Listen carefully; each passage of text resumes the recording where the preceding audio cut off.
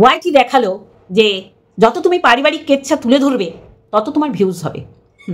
মৌ আর ওই ঝুমকি, মানে আমি এই ঝুমকির মতন মহিলা দেখিনি যে শুধু লোভ, অন্যের টাকা নেওয়া। অন্য এই অর্থে বলছি, শাশুড়িকে কিন্তু শাশুড়ি মর্যাদাটুকু দেয় না, শাশুড়িকে রান্নাঘরে ঢুকতে দেয় না, আরও আদার্স অনেক কিছু দেয় না। প্রতিনিয়ত যাকে ঠিক যায় দুর্বল জায়গাটা আঘাত করে কথা বলে। এই রকম আজকে আমি এরকম তুলে ধরবো, আর অবশ্যই করে তুলে ধরবো যে এই যে ঝুমকি, তার হাজব্যান্ড যে কেন্দ্রীয় সরকারি কর্মচারী, সেই জায়গাটা কত বড় যে একটা মানে আঘাত আনতে চলেছে। ও যেই কথাগুলো আজকে বলল সরকারি ক্ষেত্রে, সরকারি প্রকল্পের ক্ষেত্রে ওকে টাকা দিয়ে, ঘুষ দিয়ে এই প্রকল্পগুলো তার শাশুড়িকে ইনপুট করতে পেরেছে, এটা কত বড় মিথ্যে কথা। আর আজকে মৌ কেন মুখ খুলেছে? কারণ পরে যদি মৌকে শুনতে হয়। আর সবচেয়ে আমি এখানে দোষারোপ যদি করি, আমি করব মৌয়ের শাশুড়িকে। কারণ তার শাশুড়ি এক পা এগোলেও যার বাড়িতে রয়েছে তাকে না বলে যাওয়া উচিত না। কারণ যেই বাড়িতে রয়েছে, যে ছেলের কাছে রয়েছে, তারাই তার গার্জিয়ান। কিন্তু না, তার শাশুড়িও ভুল কাজ করেছে। তারপরে যখন বুঝতে পেরেছে যে টাকাটা পুরোটা তার হাতে আসেনি, তখন সে মৌকে এসে বলেছে। আর মৌ নিজের দিক থেকে ক্লিয়ার হওয়ার জন্য সে ওয়াইটিতে বলেছে। কারণ প্রতিনিয়ত তার যা তাকে খোঁচা মারছে, আজকে টাকা দেখাচ্ছে। আর কি বলছে? আমি ওর ছেলেকেই দিইনি, যদি খরচা করে ফেলে। তার মানে বুঝতে পারছেন, এরা টাকাটা খরচা করবে বলেই এনেছে, এবং তার প্রমাণ সে ওয়াইটিতে দিয়ে দিয়েছে। আর কি বলছে? যার মায়ের ট্রিটমেন্ট দরকার, যেখানে ট্রিটমেন্টের খরচাটাও হাফ হাফ করে মানুষে বলে দিচ্ছে, সেটাও মানতে নারাজ। কেন্দ্রীয় সরকারের চাকরিজীবী এর সন্তান, এই যে ময়ের দেওর, তাহলে সে তো মাকে ভালো করে দেখবে, ভালো করে রাখবে। কেন আসে না তার বাড়িতে? তার বাড়িতে যত সামান্য সম্মানটুকু পায় না। পারিবারিক কেচ্ছা যত তুমি ওয়াইটিতে বলবে তত তোমার ভিউজ হবে। আইভিএফ ট্রিটমেন্টের উপর দিয়ে যাচ্ছে মৌ। আর আমরা জানি আইভিএফ ট্রিটমেন্ট করলে মনকে কতটা স্থির রাখতে হয়, মন শান্তিতে রাখতে হয়, কোনো প্রবলেম, কোনো ঝগড়া অশান্তির মধ্যে যেতে নেই। আরও ব্লক করে, কোনো কন্ট্রোভার্সি ক্রিয়েটার না। আর একজন এই আইভিএফ করে সে যে কত খিস্তি কাউর অভিশাপ, মৃত্যু কামনা, মৃত্যুর মিছিল মানে লাইন দিয়ে দিয়েছে, আপনারা বুঝতেই পাচ্ছেন। লাক্ষর দালালের কথা বলছি। লাক্ষর দালাল বুঝিয়ে দিল যে সত্যি সে আইভিএফ ট্রিটমেন্টে ছিল না। আইভিএফ ট্রিটমেন্টে করতে গেলে মস্তিষ্ককে স্থির থাকতে হবে, মনকে ঠান্ডা রাখতে হবে, যেটা মৌ করছে। কিন্তু মৌয়ের তারপরেও নিজের বাড়ির লোক শত্রুতা করছে, যা সবসময় মৌয়ের এই ফাঁকা জায়গাটা আক্রমণ করেছে। মৌ কিন্তু কখনোই দেয়নি ফিডব্যাক, মানে প্রতি উত্তর দেয়নি। সে জায়গায় দাঁড়িয়ে অবশ্যই করে আজকে আমার ভিডিও মৌকে নিয়ে। চলো কি বললাম, মেন কোর্সে চলো, জানতে পারবে পুরোটাই। মায়ের টাকা, মানে শাশুড়ি মায়ের টাকায় শাশুড়ি মায়ের হাতে দিয়ে শাশুড়ি মাকে খুশি করাচ্ছে, সেইটা আবার অন ক্যামেরা সোশ্যাল মিডিয়ায় এসে বলছে। কে গো? হ্যাঁ, ময়ের যা ঝুমকি তো নাম সরাসরি নেওয়া যাবে না। আমরা ওয়াইটিতে আর একটা সিদ্ধারা লেস ভেড়া দেখলাম, যে বইয়ের পাশে বসে বইয়ের মিথ্যাচারিতাকে সমর্থন করে যাচ্ছে, হ্যাঁতে হ্যাঁ মিলিয়ে যাচ্ছে। একটা কেন্দ্রীয় সরকারি চাকরিজীবী, কেন্দ্রীয় সরকারের কর্মচারী, সে ওয়াইটিতে এসে সোশ্যাল প্ল্যাটফর্মে মিথ্যাচারিতা করছে, মিথ্যেকে সাপোর্ট করছে। তার চাকরির জায়গাটা সত্যি সিকিউর তো, সুন্দর তো। একটা পরিবার নিয়ে সুখের সংসার করছে, একটা মেয়ে রয়েছে, তাই তো? তাহলে তার চাকরির জায়গাটা কোনো রকম ভেজালদের কোনো জিনিস হবে না, এটাই তো আশা করা যায়, তাই না? আপনারা বলবেন, সে কি তুমি ওর সরকারি চাকরির জায়গাটা নিয়ে কেন কথা বলছো? অনেক কিছু বলার আছে, আপনারা না জানলে আপনারা বলবেন, যার জন্য আমাকে জানাতে বসতে হলো। আপনারা হচ্ছেন আমার ভালোবাসার ভিউয়ার্স, যাদের আমার জানাতেই হবে, যার জন্যই আমি জানাতে বসলাম। তা ময়ের যা ময়ের হাজব্যান্ডরা, কলররা দু ভাই, ওইটা স্বামী না, ওইটা বউ। আর বউ যেইভাবে আস্ফালন করছে, ওর ভেরুটাকে ওঠায় আর বসায়, বোঝাই যাচ্ছে। তা তোর সাথে না পারলে তোর গুয়ের সাথে তো পারতেই হবে আমার, তাই না? তোর সাথে পারছি না তো কী হচ্ছে? তোকে আমার খাটো করে দেখাতেই হবে ওয়াইটিতে। তাই সেই রকমই হচ্ছে। কি হয়েছে? ময়ের শাশুড়ি ময়ের কাছে থাকে, আমরা সবাই দেখি। এবং সে দেখো, তার মন চায় না ছোট ছেলে বইয়ের কাছে যেতে। এটা মৌ আটকে রেখেছে, এটা বলা ভুল, এটাকে সমর্থনযোগ্যও না যে মিথ্যে বলবে আর আমরা সাপোর্ট করবো। বেশি ফেনাবো না, একদম মূল ঘটনায় যাবো। তার আগে বলে নিই, এরা মানে ছোট ছেলের বউ কি পরিমাণের সাংঘাতিক অসভ্য এরা। আজকে যদি এইটা না জানতাম আমরা, তাহলে আমরা জানতেই পারতাম না, বা ময়ের যা ঝুমকিকে আমরা ভুলও ভাবতাম না, ভাবতাম খুব ভালো খুব ভালো। এইবার কথা হয়েছে আমি আমার শাশুড়িকে আনবো আমার জায়ের বাড়ি থেকে, অ্যাটলিস্ট যাকে তো বলবো, আচ্ছা জায়ের সাথে আমার কথা নেই, শাশুড়িকে দিয়ে তো বলবো যে মা তুমি আমার সাথে ব্যাংকে যাচ্ছ, একটু বলে যাও, তাই তো? প্রয়োজন নেই, ওরা মনে করে না, ওরা মনে করে শাশুড়িকে ইচ্ছা করলে মেরে তাড়িয়েও দিতে পারি, আবার নিতেও পারি। একটা সময় শাশুড়ি কিন্তু ছোটো বউয়ের সাথ দিয়েছিল, আর গিয়ে তার ভুল ধারণাটা ভেঙেছিল যে আমি এখানে একটা ঘরবন্দি, না আমাকে রান্নাঘরে ঢুকতে দেয়, না আমাকে তাদের খাওয়া দাওয়া কিছু টাচ করতে দেয়, জাস্ট আমাকে কাজের লোক হিসাবে রেখেছে। সবাই বলবে মৌ তো রেখেছে, দেখো কাজের মানুষ সব জায়গায় গিয়ে কাজ করবে, কিন্তু ছোটো বউ সেটা প্রতিনিয়ত বুঝিয়ে দেয় যে তোমার রান্নাঘরে ঢোকার কোনো অধিকার নেই। তো সেই জায়গায় তার কষ্ট লাগতে পারে, এবং নাচতে নাচতে গিয়েছিল। দেখো শাশুড়ি একদম নিট অ্যান্ড ক্লিন, আমি কিছুতেই বলবো না, বয়স্ক মানুষ, জানি আপনাদের খারাপ লাগে। আজকে উনি যদি স্পষ্ট কথাটা স্পষ্টভাবে বলতো, না আমি মুখ দিয়ে বলতে পারছি না, উনি আকার ইঙ্গিতে যেরকম বলে যে বুঝিয়ে দিতে পারে এই টাকা অধিকার আমার 2 ছেলেরই আছে, শুধু তোমার নেই। সবচেয়ে ইল্লিগাল কথাবার্তা প্রথম দিয়ে শুরু করি, যেটা ঝুমকি বলেছে। দেখো আমরাও কিন্তু অনেক সোশ্যাল ওয়ার্ক করি, প্রচুর মানুষকে আমরা দুয়ারের সরকার, বা কেউ যদি লক্ষ্মীর ভাণ্ডারের ফর্ম ফিল আপ করতে পারছে না, ফর্ম তুলে, বা ভোটার লিস্টে নাম নেই, সেই জায়গায় প্রচুর কাজ করি, এইখানে বলার জায়গা না আমার, করি। তা আমরা জানি সরকারি প্রকল্পের ফিল আপ করতে গেলে ফর্ম, বা সেটা যদি আমি আয়ত্তাভুক্ত হতে চাই, একটা পয়সা লাগে না। সেই জায়গায় ঝুমকি বিশাল একটা স্ক্যাম করেছে ও, যে আমি লক্ষ্মীর ভাণ্ডার করা বলো, কি বিধবা ভাতা পাওয়া বলো, এখানে নাকি ও টাকা দিয়ে করেছে। এইটা যে কত বড় ওর হাজব্যান্ডের চাকরির প্রতি একটা প্রকোপ পড়তে পারে, ও ধারণার বাইরে, ও কল্পনার বাইরে। বোঝাতে পারছি যে ও কতটা বড় মিথ্যাচারিতা করছে। আজকে এই ঝুমকির বরের চাকরির ক্ষেত্রে কি খড়গ নেমে আসতে পারে ওর ধারণার বাইরে। ও বলছে লক্ষ্মীর ভাণ্ডার করতে গিয়ে ওকে নাকি পয়সা দিতে হয়েছে। যদি পয়সা দিয়েও থাকে, যে পয়সা নিয়েছে সেও ফাঁসবে, আর যে পয়সা দিয়েছে সে তো বেশি করে ফাঁসবে, আর তার জন্যে তার স্বামীর চাকরির জায়গাটা একটা আঘাত হানতে পারে। ও কি করলো, ও ভাবিনি যে ও শাশুড়িকে নিয়ে গিয়ে এই 30,000 টাকা তুলে একদম হজম করে ফেলবে। যেই মানুষটা, সব আসবে আস্তে আস্তে, যেই মানুষটা কথা বলতে পারে না, আকার ইঙ্গিতে বোঝায়, তার প্রাপ্য টাকা। আরে আমরা কারোর রিলেটিভ না, কারোর রক্তের সম্পর্ক না, এরকম প্রচুর মানুষকে লক্ষ্মীর ভাণ্ডার করে দিয়েছি। মানে কি ফর্ম ফিল আপ, মানে কোন জিনিসটা, কোন ডকুমেন্টসটা জমা দিলে এটার কোনো বেগ পেতে হবে না। অনেকে ভুলভাল দিয়েছে, অনেকে লক্ষ্মীর ভাণ্ডার 3-4 বার করার পর হয়েছে, এরম হয়েছে, কিন্তু আমরা অ্যাট এ টাইম করে দিয়েছি যে প্রবলেম যেন না হয়। সেই রকম বার্ধক্য বা ভাতা বা বিধবা ভাতার ক্ষেত্রেও আমরা সেরকম করেছি, যারা পারে না, বা এটা করে দাও, এটার সাথে সাথে কি অ্যাটাচমেন্ট করতে হবে।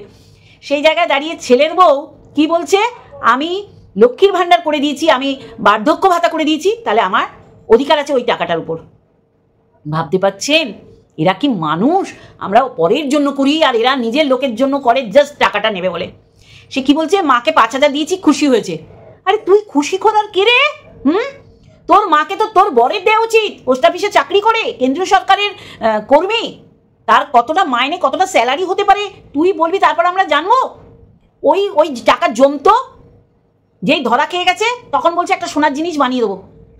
মানুষটা বেঁচে থাকার জন্য যা কিছু দরকার সেইগুলো কর, খাওয়া দাওয়া, ট্রিটমেন্ট, সোনার গয়না পরে উনি কি করবেন, বাঙালকে হাইকোর্ট দেখাচ্ছে, মেরে না চাপকে লাল করে দেবো। ভেড়াটা ওর কথায় ওঠে আর বসে, পুরোই বোঝাচ্ছে গোতা মেরে এই মেরে, আর ভেড়াটা এরকম করে বসে আছে।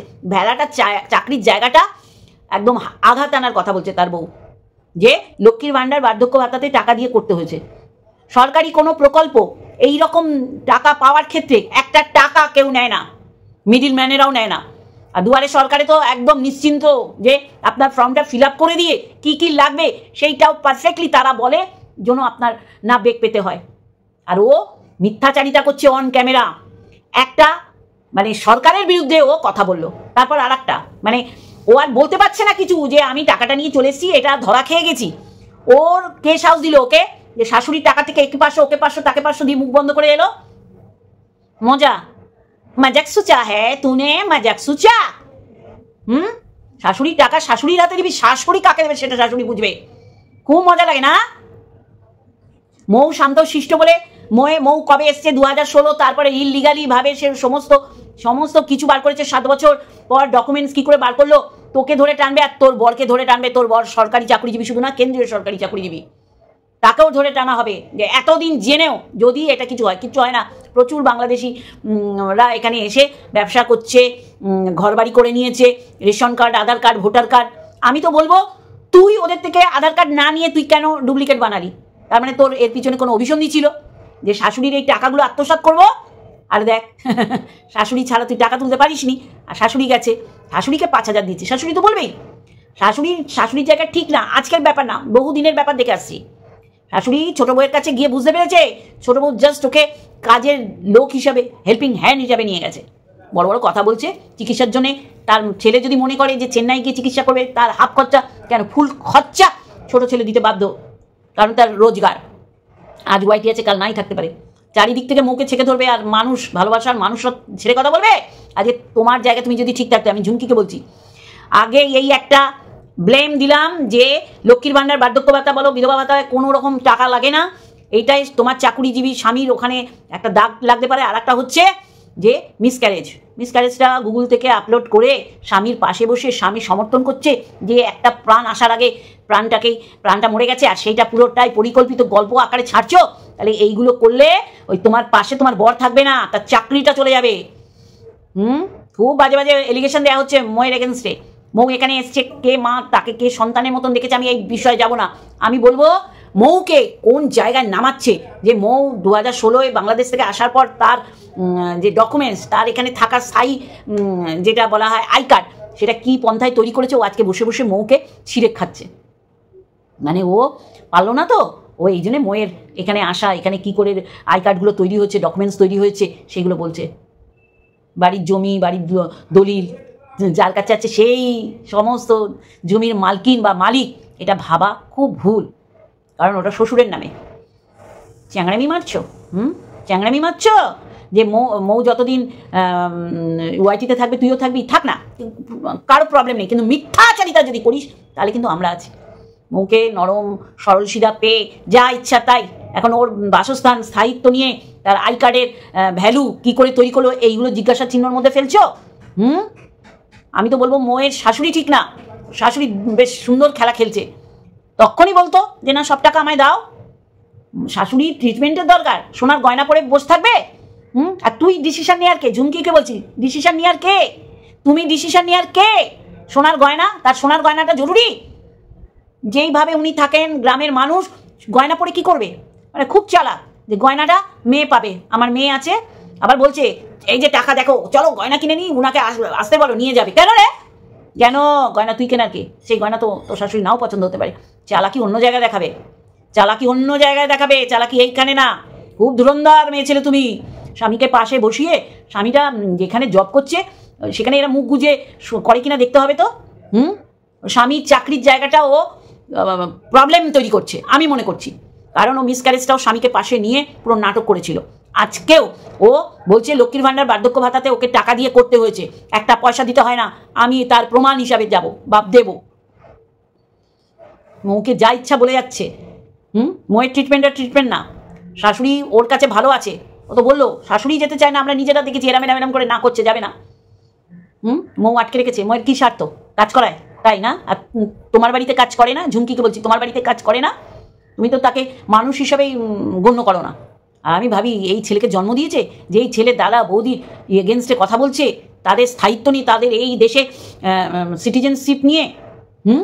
আমরা কত বড় খতরনাকেরা, যে মৌয়ের মানে কি বলবো, এখানকার নাগরিক, যে ও তার পেছনে একটা জিজ্ঞাসা চিহ্ন দিচ্ছে।